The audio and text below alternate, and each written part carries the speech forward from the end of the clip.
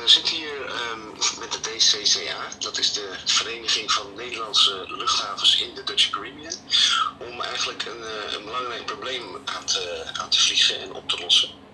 En dat probleem is dat we te weinig verbindingen zien, te weinig stoelen eigenlijk zien tussen de eilanden. Hè? Dus jullie kennen allemaal wel de situatie dat je naar Curaçao wil bijvoorbeeld en dat er geen tickets te krijgen zijn, dat je heel lang moet wachten of dat de prijs veel te hoog is.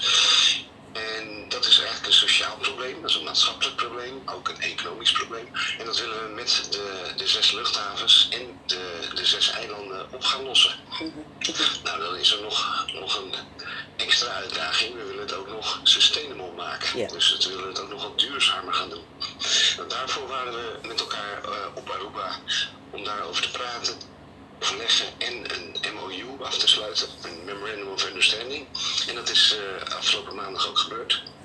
Dus we hebben met de 6 eilanden, 6 airports, de Nederlandse overheid, hebben een Memorandum of Understanding getekend, waarin we eigenlijk de gezamenlijke ambitie uitspreken dat we meer efficiëntere, betaalbaardere en sustainable verbindingen willen tussen de eilanden. Maar wij gaan nu met de 6 airports even terugblikken op dat event en we gaan meteen aan de slag, want we hebben in de MOU die we eerder al hebben we afgesproken dat we een taskforce oprichten.